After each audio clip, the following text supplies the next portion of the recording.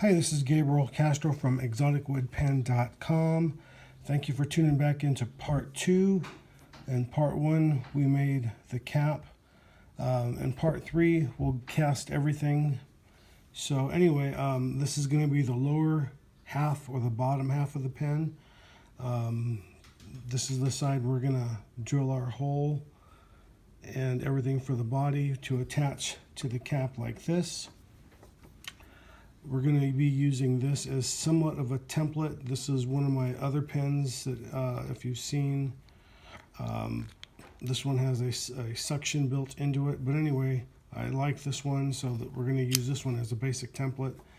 But it's not going to have this, it's just going to have a regular converter on the inside.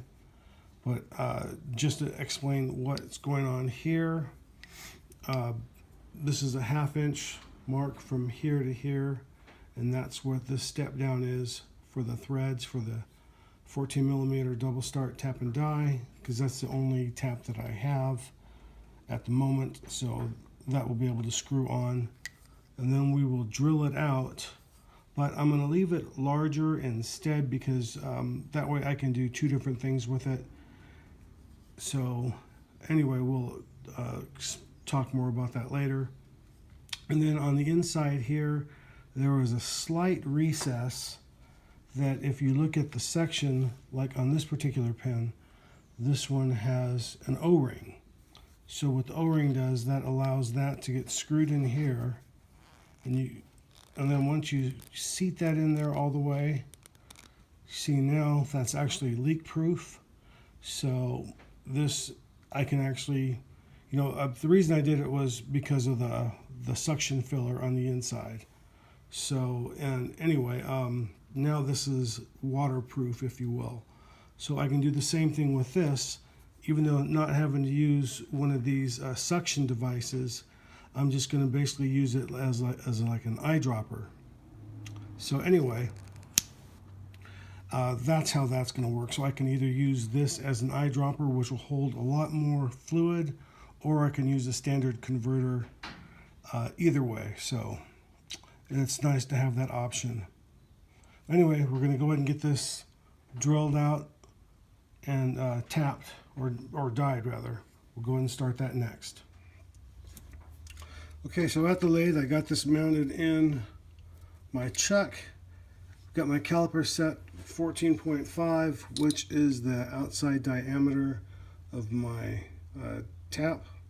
So that will be the inside diameter of this right here, or the diameter, not inside, but anyway, you get the idea. So I'm going to turn that down to fit that. Then we'll cut the threads on that real quick.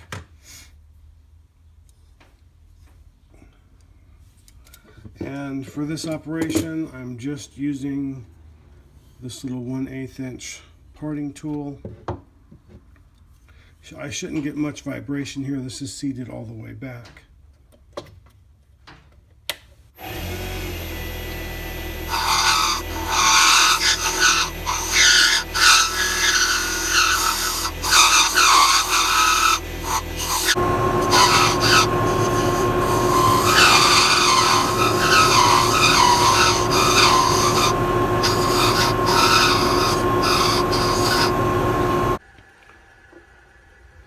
Okay, to cut the threads on that, we're going to use the sliding die.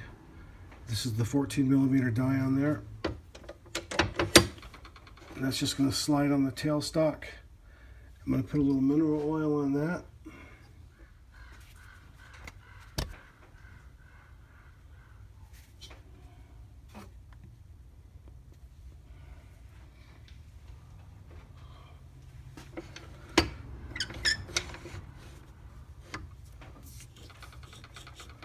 And Ebonite cuts really smoothly. Make sure that's tight.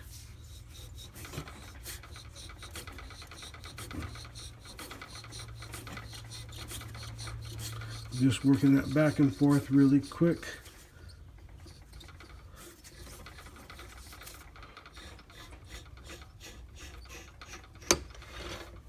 Okay.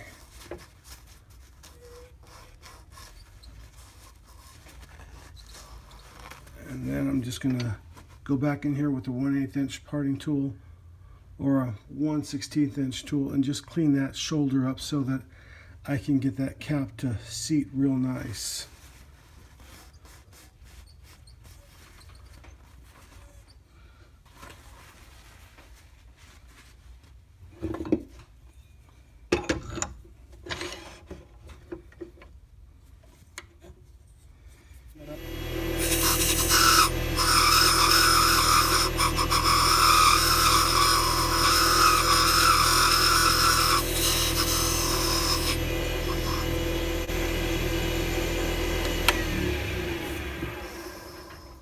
All I'm doing is relieving the back of that where the threads are so that cap will seat all the way against that.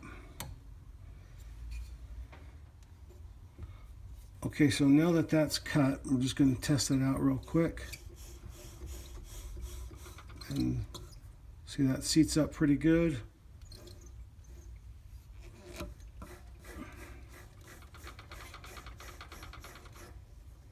So anyway, all right, now we'll get ready to drill that out, and then after that we'll cut the outside down.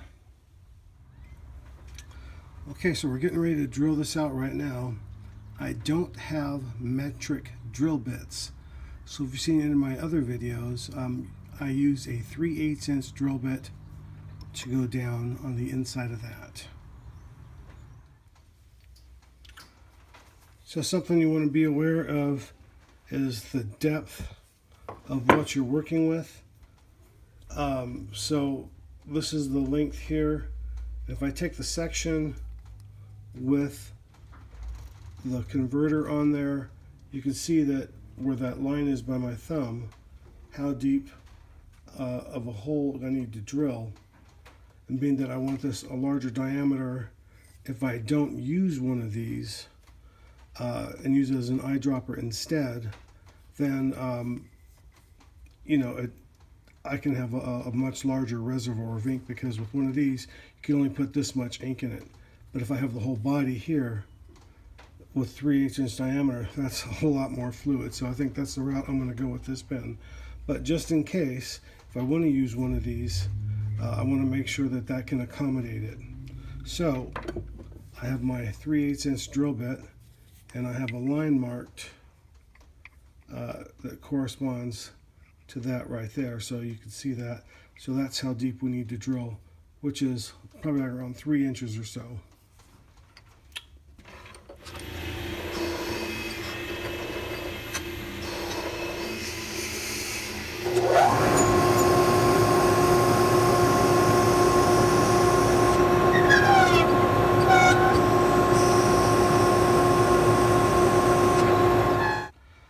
Okay, now that that hole is drilled out, I'm just going to tap this off real quick on the inside, a little squirt.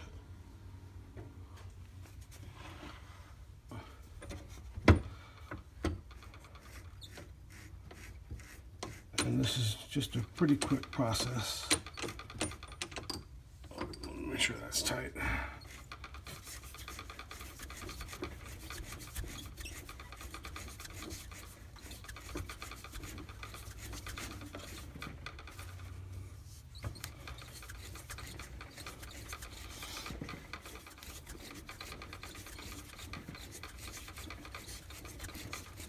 And the size is a M10 by 175 that I'm using. And I really didn't measure how far down I needed to go, but I think I'm only going about 3/8 or so for the section. So that should be good. Like I said earlier, to accommodate a 7/16 inch O-ring, I'm using a 7/16 inch drill bit, which is just under the 14mm diameter to fit inside that cavity. And I'm just going down a little bit. I'm just going to eyeball that one. So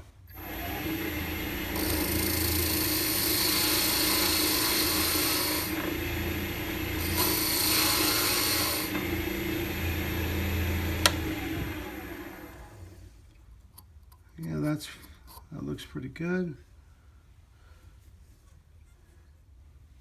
Okay, now that we've got our body hollowed out and threaded on this end over here, I'm going to use the live center and then this chuck to hold that in place and stabilize that. A little bit of pressure, a little bit of forward pressure on that to keep that momentum and to keep anything from splitting.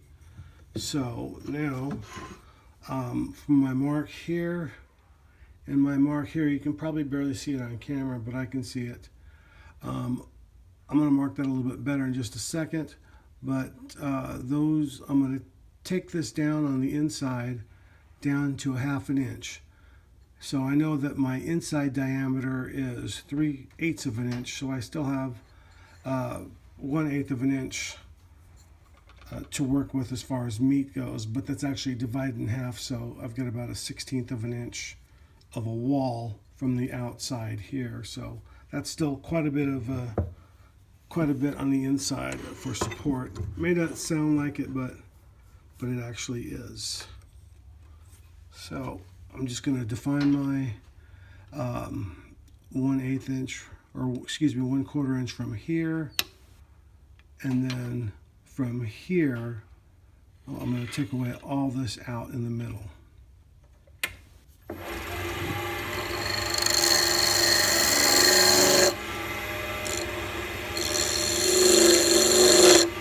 And then right here, that's going to be the end of my pen. So I'm going to go ahead and hollow that out real quick. Okay, so now that that has been turned down to 1/2 inch straight across, this is where we're going to do all of our steampunk, just like we did here on the inside. And it's roughly the same, maybe a little bit, it's a little bit larger, so we get a little bit more space here in the middle. But anyway, because of its diameter, when we did the cap has 5 of these. So this is a much smaller diameter than we had here. So this one can only handle 4.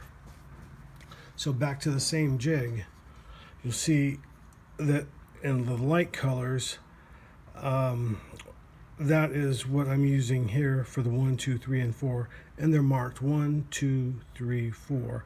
And that's just a basic square. And the dark, that is for the 5 points. So anyway, go ahead and get that mounted, and then we'll start that next. Start putting our lines on next. So just like you saw in the previous video where we made the cap, I'm using the same disc. I've got the stick here, and you can see how it's mounted with the spring clamp right here. Holding it against it with just some basic pressure. I will mark that. Oops, it's drifting a little on me. I'm going to mark this. This is lined up to number 1. And then I'm using my scratch owl from my square. And I'm just going straight across. Now, it looks like it's on an angle. It is an angle, but it's not a crooked angle. So I'm just going straight across to line those points up.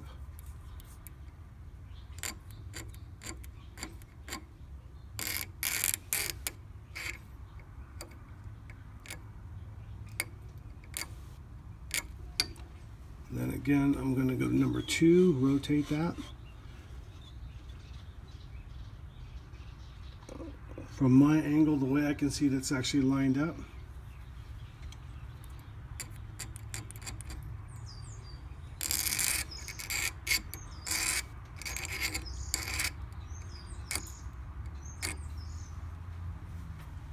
Rotate again.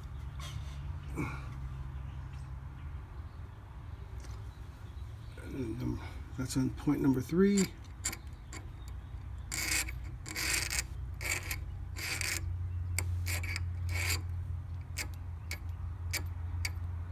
And if that somehow gets a little crooked, you can eyeball that and correct that yourself, which isn't a big deal. And then number 4.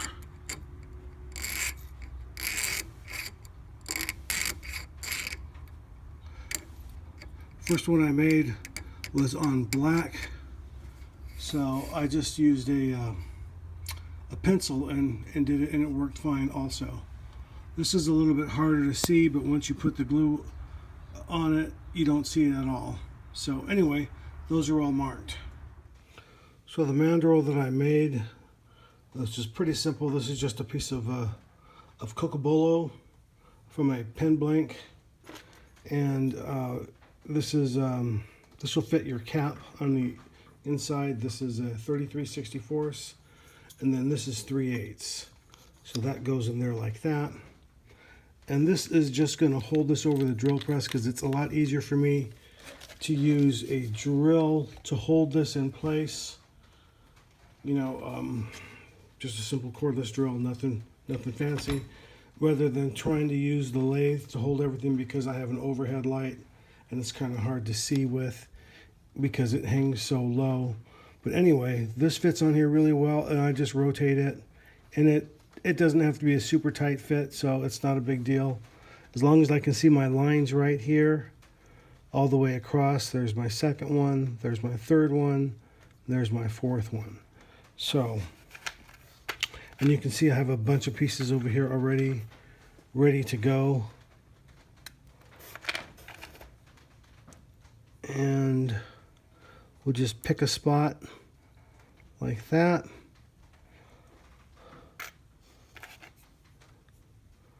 And these have a little bit of gunk on them from a previous pen that I had used, and then I had to melt it down. But once you put a little clear polish over it, you don't know they're there. Okay, now I'm going to push that almost all the way forward, and I'm going to leave just the slightest bit of a gap, like maybe a 1/16 of an inch from the end. And that one's kind of damaged, so I'll file that off and make it a little bit smooth. I won't use that one, so I'll do that with this one instead.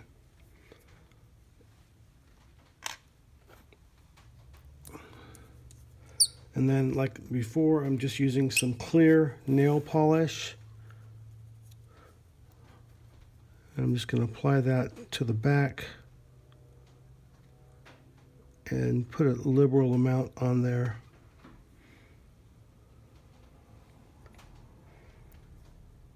And I'm just going to eyeball that like so, and I'm going to try and line it up because of the line. I want the back, the middle to line up on one end and the tip. So, and then I'll do that with the other side, and then I'll just repeat the process all the way around. No big deal.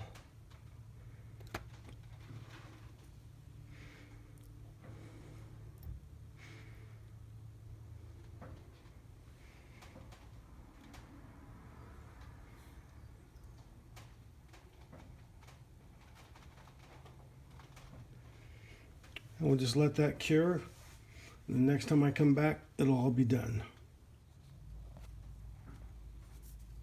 Okay, so this is the bottom of the pen, the body. That came out pretty good.